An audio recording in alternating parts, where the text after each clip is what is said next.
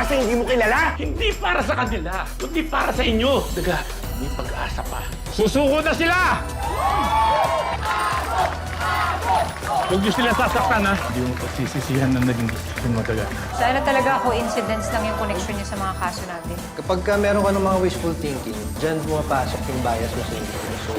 Very entertaining. It's becoming very interesting, ha? Ganon kapag ka nag-iimbestiga, nagde-develop yung mga tanong habang papalapit ka na dun sa katotohanan. Tama ba pagkakaintindi ko? Basta galingan niyo lang yung acting, tapos ako na bahala. Effective talaga ang palabas ng pikton na yun. Sa tagal mo na sa politika, parang ngayon ka lang nakakita ng worthy opponent. Naku, wag na. Baka isipin ng mga kababayan natin na nagpapapogi ako. Talagang dapat natin bigyan ng papugal. Yung mga unang rumisponde doon sa Rumble. Si Sargento Enriquez at Lieutenant Conde. Sargento!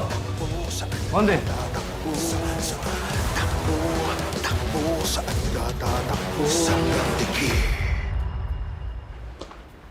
Hi, Glenn. Have you seen this? Good soldiers here, Major. Kayo ang mga totoong superhero ngayong araw na to. Abay, palakpakan yung mga sarili nyo. You deserve it, ha? Grabe talaga si Ninong Victor. Talagang sinusulit niya yung hero narrative to the last drop. Of course. Best to ride the wave. Tama, Glenn? You know what's funny, Ma? Labanan talaga to ng public perception, no? Well, alam na ng daddy mo yan. Parang di pa siya nasanay. May idea ako. May pwede akong sabihin kay Daddy para makabawi siya sa polls. Sana makinig siya sa akin. I will make him listen to you, anak.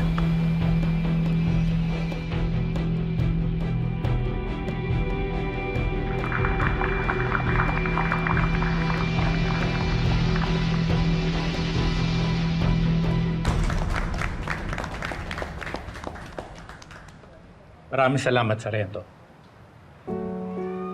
Maraming salamat. Conde.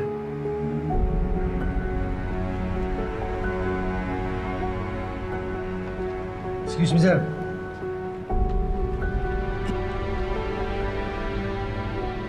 Dito na po ako.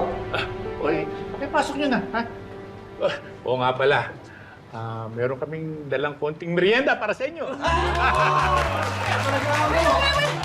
Paano na yung paninda ko? Wala nang bibili nun? Ikaw naman, huwag ka na mag-alala. Bibili natin lahat yan. Ayusin yung paninda nito. Kamu, idol talaga kita! Tingnan na rin natin yan! Sama mo na yan! Sama mo yan! Hoy! Sige! Para tulungan! Oo. Tara! Oo naman. Sama natin si Major. Oo. Okay, salamat din sa inyo. Salamat din sa inyo, ha? Okay. Merienda muna kayo. Muna. Mauna na ako, ha? Sige po. Dito na po kayo.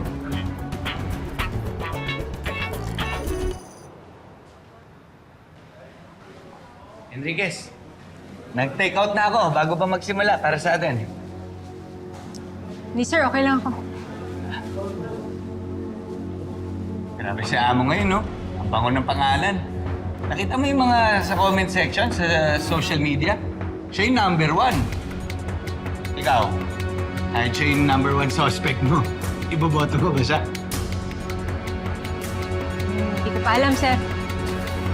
Alam mo, ako, pagkatapos nung nangyari ngayon, sure ako, siya iboboto.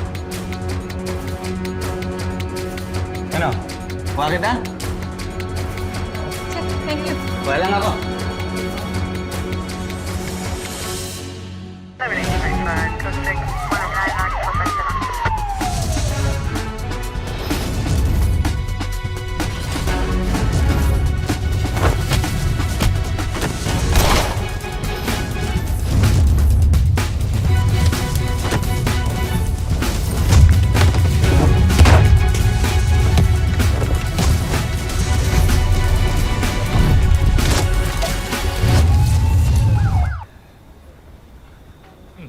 Maraming salamat po, Sir Ramo. Maraming salamat din, Major. Kung meron akong bang maitutulong pa, magpasabi ka lang, ha? Sige po. Ingat po kayo. Sige. Sige, sundan nyo. Distansya lang, ha? Para hindi tayo mahalata. Sige po, Mayor.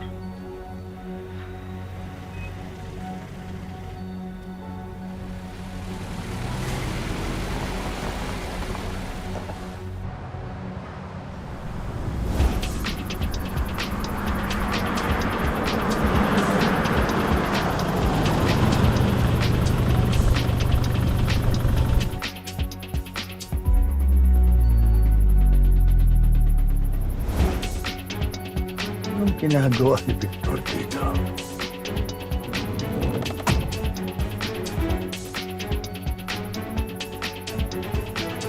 Dito lang kayo, ha? Titignan ko kung anong pakay ni Victor dito.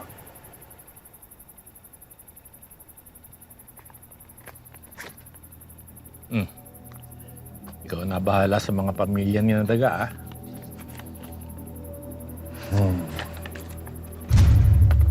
Bakit? May problema? Alam mo, naiintindihan ko yung diskarte mo kung ba't mo ginamit si Daga eh. Kita naman sa resulta ng survey. Kaya lang ang takot ko, baka balang araw, bumaliktad si Daga, ikanta tayo. Ito binigay mo. Alam mo, pag naubos to, habang buhay kang huhututan ng pamilya ni Daga. Alam mo yun. Hindi mo naman hahayaang mangyari yun, di ba? Naintindihan mo ba yung sinasabi ko? Loud and clear, boss. Loud and clear.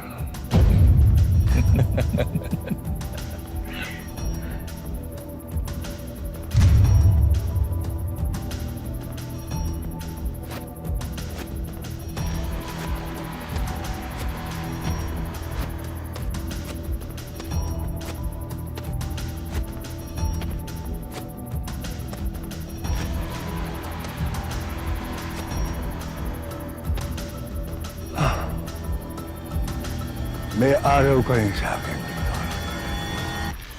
Kailan? Magandang gabi sa'yo, Victor. Anong ginagawa mo rito? Ikaw ang dapat tinatanong ko niyan. Kano kinakausap mo kanina? Pasensya ka na, Joaquin. Hindi ko masasagot yung tanong mo. Ikaw, bakit mo ako sinusundan? Kaya, ang usapin sana kita tungkol sa pakulo mo. Iba talaga ang karisma mo. Bisuin mo. Iniwan ko na sa iyo ang showbiz. Ngayon, gusto mo pang makisawsaw sa politika. Ang ibig mo bang sabihin, pare, papayagan kong matalo ako without a bloody fight? I'm not expecting you to. Magkumpare tayo. Alam mong pinabangga mo kung sino. Pare, I'm giving you a chance. Hanggat may oras pa, bakal ka na lang. Eh kung ayaw, ano gagawin mo? Then, we'll just cross the bridge when we get there.